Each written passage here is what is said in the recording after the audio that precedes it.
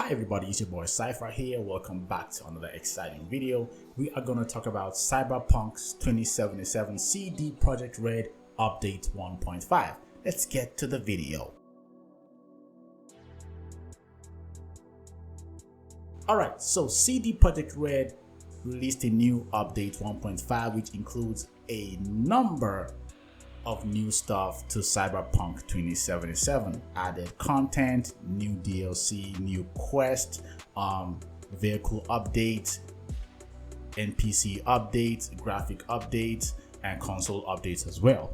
Now, this game is now available on the PS5 and Xbox Series X, and you can go download it from your stores right now. For the PC update was about, I think, 40 gigabytes, and for the console update, it was a whopping 60 GB update. Now, what came with this update? There are new vehicle modes of the game, new vehicle physics. They claim that they fixed a lot of things with the vehicle driving and the braking system and the ABS systems of the game.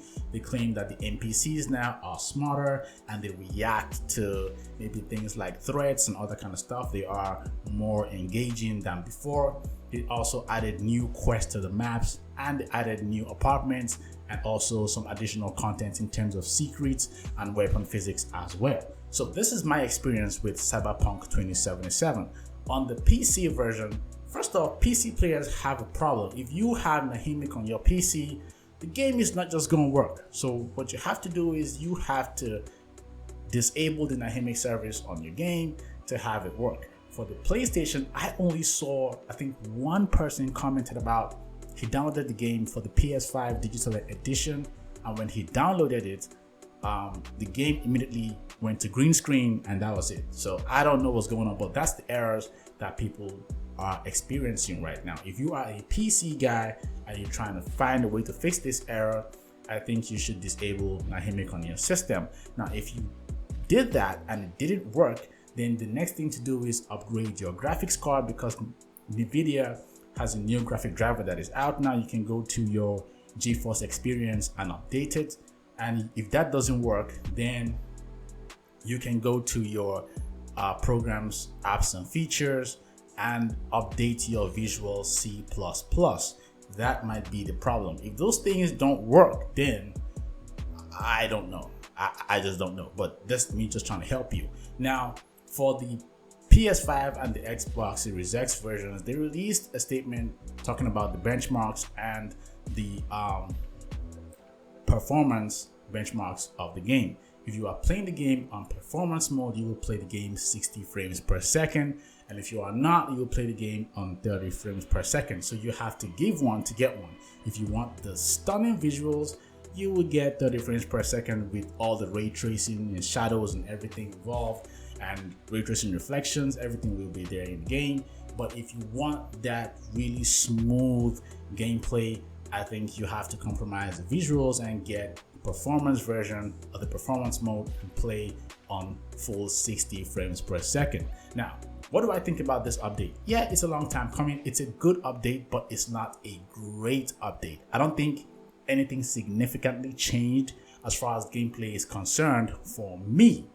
And this is what I mean by this. On the PC, I already had all ray tracing on and everything on, so my graphics is pretty much good. And if you have a recent or a powerful graphics card like the RTX 3090, 3080 and upward, you pretty much have the next gen version. Even if they tell you that the PC version is not next gen, I disagree. The PC version is next gen. As a matter of fact, it has been next gen since the beginning. That's just facts, you know what I'm saying? So I didn't see much change as far as graphics is concerned. Now, as far as the gameplay is concerned, I didn't see any significant change in the driving of the game, because they talked about the driving of the game. They talked about the improved braking system and also other little things here and there. For me, the driving, what I noticed is there's a significant upgrade as far as the traction is concerned. So the traction control, the turning, the taking corners, there's a slight upgrade now. It's more responsive than it used to be. But as far as braking is concerned, the physics of Cyberpunk 2077, the engine that has to do with the driving of the game, is still not there yet. The reason why I say this is because the physics only have two motions: motion to go, either go forward or go backward. You cannot brake to come to a stop. You either braking to slow down for the car to just slow down and stop, but you cannot hit the brake to stop the car like real life or like GTA. If you step on the brake, the car either goes backward or goes forward. So that did not change at all. Now, the next thing that I noticed is in some parts of the city, when you are driving, I don't know what happens, but all the cars disappear. That still happens in the game. That has not changed. I don't know if anyone else experienced this, but I do experience it. That no cars will appear in the game. Sometimes I'll be driving and some parts of the city will not appear, and they will just somehow just jump and appear. Like, it's just insane, and that's crazy. Now, they also talked about smart AI. So the AI, as a matter of fact, they talked about a lot of smart AI, UI, VI, FI. All the I's in there now are smart. And I got into a bunch of fights and I didn't see any upgrade than what it was already. Like, the AI pretty much moved the way they moved. They pretty much hide and duck and take cover and try to dodge. That didn't change. I didn't see much change in that. But the pedestrian, also the NPCs in the game, now react to maybe when you pull a gun or you shoot a gun, there's some kind of reaction. So that I saw changing.